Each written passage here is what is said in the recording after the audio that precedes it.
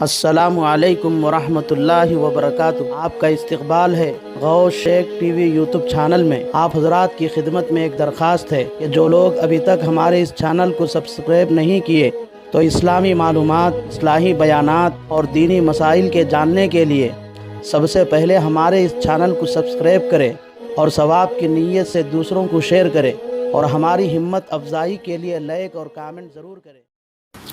بزرگان محترم، عزیزان ملت، نوجوانان اسلام اور میری دینی و اسلامی ماں اور بہنوں، آج ہماری گفتگو کا عنوان ہے مصافحہ۔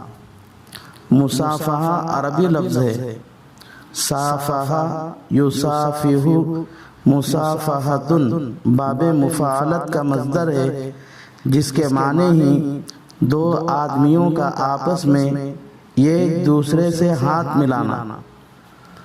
احادیث میں مصافحہ کرنے کی فضیلت آئی ہے، چنانچہ مسند احمد، ترمذی اور ابن ماجہ میں حضرت براء ابن عازب رضی اللہ تعالی عنہ کی روایت ہے، فرمایا رسول خدا صلی اللہ علیہ وسلم نے ما من مسلمین یلتقیان فیتصافحان الا غفر لہما قبل ان یتفرقا، یعنی جب دو مسلمان آپس میں مصافحہ کرتے ہیں تو اللہ ان دونوں کے گناہ معاف کر دیتے ہیں۔ حکیم ترمذی اور ابو شیخ نے حضرت عمر رضی اللہ تعالی عنہ سے ایک روایت بطریق مرفوع بیان کی ہے، فرمایا رسول خدا صلی اللہ علیہ وسلم نے، جس کا مفہوم اور خلاصہ یہ ہے کہ جب دو مسلمان آپس میں ملتے ہیں اور ان میں سے ایک اپنے ساتھی کو سلام کرتا ہے تو ان دونوں میں سے اللہ کو وہ مسلمان زیادہ پسندیدہ ہوتا ہے جو اپنے بھائی سے مسکراتے ہوئے حشاش اور بشاش ملتا ہے، اور اس کے بعد جب دونوں مصافحہ بھی کرتے ہیں تو اللہ ان پر 100 رحمتیں نازل کرتے ہیں، جن میں سے 90 رحمتیں تو مصافحہ کرنے میں پہل کرنے والے پر اور باقی 10 رحمتیں جس سے مصافحہ کیا گیا ہے اس پر نازل کرتے ہیں۔ اللہ اکبر۔ سلام کے بعد مصافحہ کرنے والوں کے لیے رسول اللہ صلی اللہ علیہ وسلم نے کتنے بڑے فضائل بیان فرمائے ہیں۔ انہی فضائل کو پانے کے لیے صحابہ اکرام رضوان اللہ تعالی علیہم اجمعین بھی آپس میں سلام کے بعد مصافحہ کرتے تھے، چنانچہ بخاری شریف میں حضرت قتادہ کی روایت ہے، وہ فرماتے ہیں کہ میں نے حضرت انس رضی اللہ تعالی عنہ سے پوچھا، اکانت المصافحۃ فی اصحاب رسول اللہ صلی اللہ علیہ وسلم، کیا صحابہ اکرام کے آپسی ملاقات کے وقت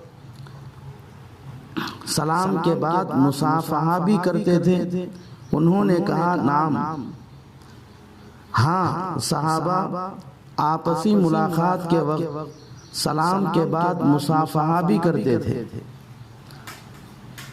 اس لیے ہر مسلمان کو چاہیے کہ وہ جب اپنے کسی مسلمان بھائی سے ملے تو صحیح تلفظ کے ساتھ مکمل سلام کرے اور مسکراتے ہوئے حشاش اور بشاش مصافحہ بھی کرے۔ سلام کرنے کے بعد مصافحہ کرنا سنت ہے، بلکہ مصافحہ سلام کی تکمیل اور تتمہ ہے، یعنی آدمی سلام کرنے کے بعد جب مصافحہ بھی کرتا ہے تو اب اس کا سلام مکمل ہوتا ہے۔ چنانچہ مسند احمد اور ترمذی میں حضرت ابو امامہ رضی اللہ تعالی عنہ سے روایت ہے، فرمایا رسول خدا صلی اللہ علیہ وسلم نے تمام عیادت المریض ان یضع احدکم یدہ علی جبہتہ او علی یدہ فَيَسْأَلُهُ كَيْفَ ہوا۔ بیمار کی مکمل عیادت یہ ہے کہ بیمار کے پاس جانے کے بعد اس بیمار کی پیشانی یا ہاتھ پر اپنا ہاتھ رکھ کر اس کا حال معلوم کریں۔ وَتَمَامُ تَحِيَّاتِكُمْ بَيْنَكُمْ الْمُصَافَحَةُ، اور تمہارے سلام کی تکمیل اور تتمہ یہ ہے کہ تم سلام کرنے کے بعد اس سے مصافحہ بھی کر لے، اور اگر سلام کرنے کے بعد مصافحہ نہیں کیا ہے تو اس کا سلام ناقص ہے۔ البتہ شریعت میں کسی خاص وقت یا کسی خاص موقع پر مصافحہ کرنے کی عادت ڈالنا یا اس کو ضروری سمجھ کر مصافحہ کرنا بدعت ہے۔ مثال کے طور پر بعض مساجد میں فجر کی نماز کے بعد، عصر کی نماز کے بعد اور جمعہ کی نماز کے بعد ضروری سمجھتے ہوئے مصافحہ کرتے ہیں، یہ بدعت ہے۔ البتہ کوئی شخص نماز میں شریک ہو گیا اور ضروری سمجھے بغیر اتفاقی طور پر کسی کو سلام کر کے مصافحہ کرتا ہے تو یہ بدعت نہیں ہے بلکہ سنت ہے۔ عورتوں سے مصافحہ کرنا حرام ہے۔ مصافحہ کے سلسلے میں بعض لوگ دو غلطیاں کرتے ہیں۔ نمبر 1، بعض لوگ صرف ایک ہاتھ سے مصافحہ کرتے ہیں، یہ سنت کے خلاف عمل ہے، کیونکہ دونوں ہاتھوں سے مصافحہ کرنا سنت ہے۔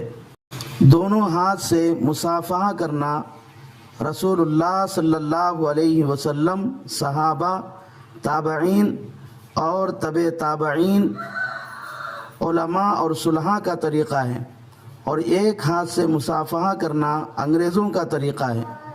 ہم تو رسول اللہ صلی اللہ علیہ وسلم کے امتی ہیں، اس لیے مصافحہ دونوں ہاتھوں سے کرے، یہی ادب کا بھی تقاضا ہے۔ نمبر 2، مصافحہ اپنے ہتھیلیوں کو اپنے ساتھی کے ہتھیلیوں سے ملانے کا نام ہے، لیکن بعض لوگ ہتھیلیوں کو ہتھیلیوں سے ملانے کے بجائے صرف انگلیوں کے کناروں کو اپنے ساتھی کے انگلیوں کے کناروں سے ملاتے ہیں، یہ غلط ہے۔ اس لیے اپنے ہتھیلیوں کو اپنے ساتھیوں کے ہتھیلیوں سے اچھی طرح ملا کر مصافحہ کرنا چاہیے۔